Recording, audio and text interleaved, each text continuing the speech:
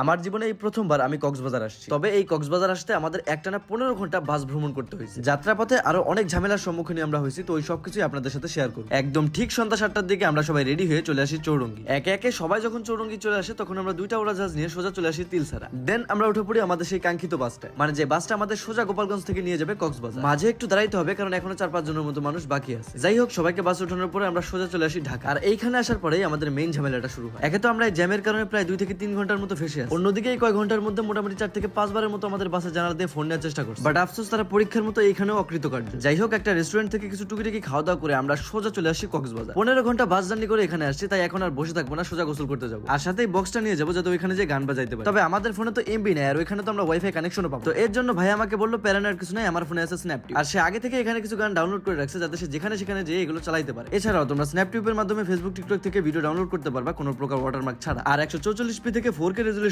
Video download করতে পারবা। তো এই স্ন্যাপটিউবটা ডাউনলোড করার জন্য গুগলে যে সার্চ করো স্ন্যাপ, প্রথমে যে সাইটটা আসবে ওইটাই ক্লিক করে অফিশিয়াল স্ন্যাপটিউবটা ডাউনলোড। এছাড়াও আমার অ্যাকাউন্টের বায়োতে আর এই ভিডিওর পিন কমেন্টে লিংক দেওয়া থাকবে, ওখান থেকে ক্লিক করে ডাউনলোড করতে পারো। যাই হোক, বড় ভাইয়া চাচাদের সাথে বেরিয়ে পড়েছি বিচের উদ্দেশ্যে। চারিপাশে ভরপুর পরিমাণে মানুষ, যার কারণে সমুদ্রটাই দেখা যাচ্ছে। কিছুই করার নাই, এর মধ্যেই আমাদের গোসল করতে হবে। আর অনেক ইচ্ছা ছিল কক্সবাজারে আসলে আনারকুলি ফলটা ট্রাই করবো, সেটাও ট্রাই করবো। কার কাছে কেমন লাগে জানি না, বাট ভাই আমার কাছে এই আনারকুলি ফলটা অস্থির লাগছে।